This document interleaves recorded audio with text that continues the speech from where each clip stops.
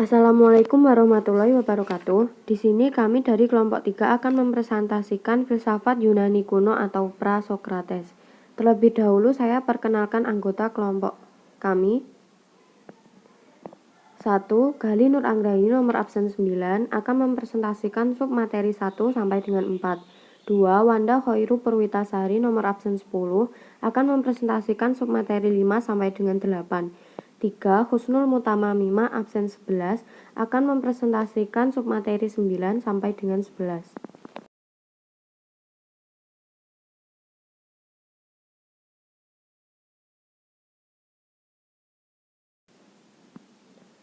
Pokok bahasan 1. Thales 2. Anaximandros 3. Anaximenes 4. Pythagoras 5. Xenophanes 6. Parmenides 7. Herakleitos 8. Zeno 9. Empedokles 10. Anaxagoras dan 11. Demokritos. 1. Thales. Riwayat hidup. Thales meramalkan gerhana matahari 1 tahun sebelum terjadi. Thales juga aktif dalam bidang politik karena ia memberi nasihat kepada kedua belas kota Kolonia supaya mereka bersatu dalam semacam serikat yang berpusat di Teos dengan maksud menentang bangsa Parsi. Thales juga mengemukakan suatu teori mengenai banjir tahunan Sungai Nil di Mesir. B. Ajaran. Thales adalah filsuf pertama yang mencari arke atau asas atau prinsip alam semesta. Menurut Thales, prinsip ini adalah air. Pendapat Thales yang lain adalah semuanya penuh dengan dewa-dewa. Diperkirakan bahwa arti dari kata itu adalah bahwa jagat raya berjiwa. 2. Anaximandros. Riwayat hidup. Anaximandros disebut sebagai murid Thales. Ia hidup kira-kira tahun 610 dan tahun 540 sebelum Masehi. Menurut tradisi, ia mempunyai jasa-jasa dalam bidang astronomi dan juga dalam bidang geografi, sebab dialah orang pertama yang membuat peta bumi. B. Ajaran. Anaximandros juga mencari prinsip terakhir alam semesta. Menurutnya, prinsip terakhir itu ialah tu epeiron, yang artinya yang tak terbatas. Apeiron itu sifatnya ilahi, abadi, tak berubah, dan meliputi segalanya. Menurut Anaximandros, semua makhluk yang hidup, termasuk juga manusia, berasal dari air.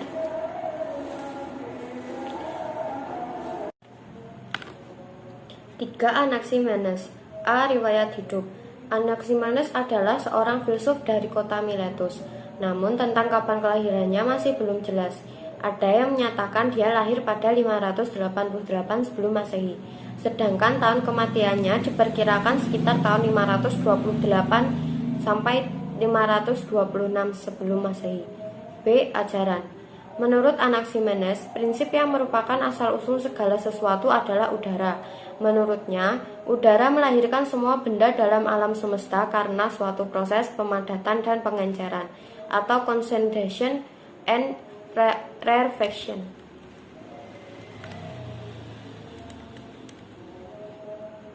4.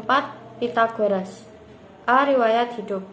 Pythagoras lahir di Pulau Samos yang termasuk daerah Ionia. Tahun kelahirannya tidak diketahui. Kira-kira pada tahun 530, ia berpindah ke kota Kroton di Italia Selatan karena ia tidak setuju dengan pemerintahan Tiranos. Tarekat Pythagorean. Tarekat yang didirikan oleh Pythagoras bersifat religius, bukan politik. Ada peraturan-peraturan mengenai pakaian dan mengenai pantang. Hal mana tentu mempunyai hubungan dengan ajaran Pythagoras tentang perpindahan jiwa. Kaum Pythagorean mempraktekkan filsafat sebagai a way of life.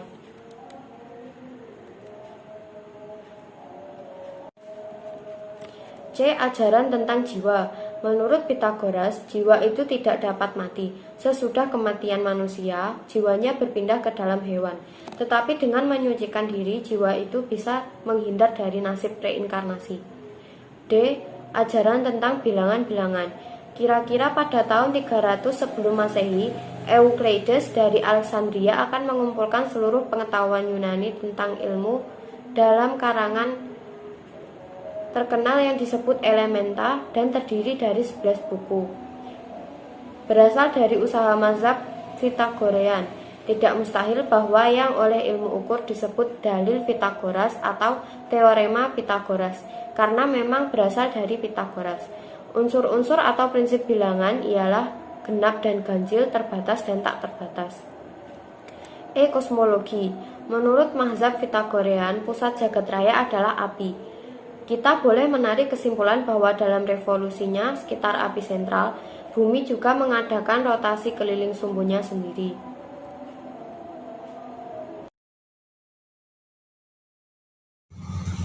Poin yang kelima, Xenophanes. Riwayat hidup Xenophanes sekitar abad ke-6 sebelum Masehi, peradaban Yunani kuno mulai menggeliat di bidang ilmu. Di berbagai wilayahnya muncul tokoh-tokoh yang menyebarkan gagasan.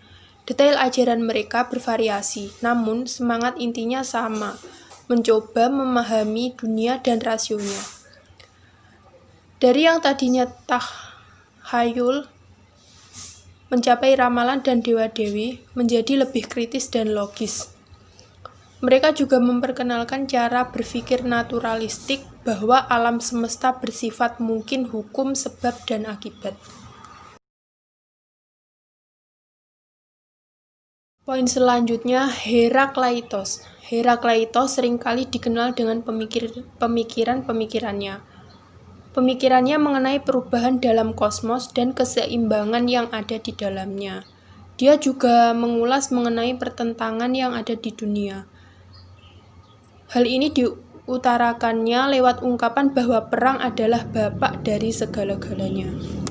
Selanjutnya, Parmenides. Parmenides merupakan perkembangan ilmu pengetahuan. Perkembangan ilmu yang semakin pesat hingga sekarang ini terjadi karena proses, tahapan, dan juga evolutif. Begitu juga dengan filsafat.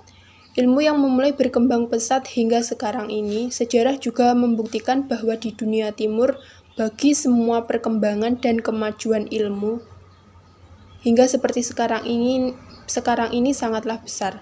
Rangkaian panjang sejarah di peradaban umat manusia, perkembangan karena rasa ingin tahu. Filsafat Parmenides menyatakan bahwa realitas itu ada dua macam, yaitu yang pertama abadi dan hanya fata morgana. Yang selanjutnya adalah Zeno. Menurut Zeno, filsafat merupakan suatu pandangan hidup yang dicita-citakan oleh seseorang. Ia merupakan ilmu yang menjadi pokok dari semua cabang-cabang keilmuan masa kini. Karena suatu ilmu merupakan pengetahuan lahir dan konsep filsafat di dalam konsep filsafat tersebut. Terdapat banyak aliran. Dalam konsep filsafat tersebut, terdapat banyak aliran yang diusung oleh para filsuf sesuai dengan zamannya. Poin selanjutnya adalah Empedokles. Empedokles lahir di Akagras di Pulau Sisilia pada awal abad ke-5. Empedokles dipengaruhi oleh aliran-aliran religius yang disebut Orfisme dan juga oleh kaum Pitagoren. Karya-karyanya adalah Empedokles memiliki dua karya dalam bentuk puisi. Syair pertama berjudul Perihal Alam dan yang Kosmos ada bernama Penyucian-Penyucian. Ajarannya ia mengatakan bahwa seluruhnya tersusun dari 4 anasir, yaitu api, tanah, air, dan udara.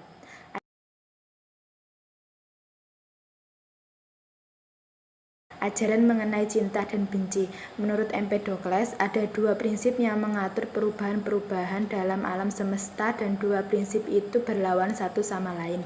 Kedua prinsip itu disebut cinta atau pilotes dan benci atau neikos. Cinta menggabungkan anasir-anasir dan benci menguraikannya. Ajaran mengenai pengenalan. Empedokles berpendapat bahwa darah merupakan alat pemikiran sebab darah dianggap sebagai campuran paling sempurna dari keempat anasir.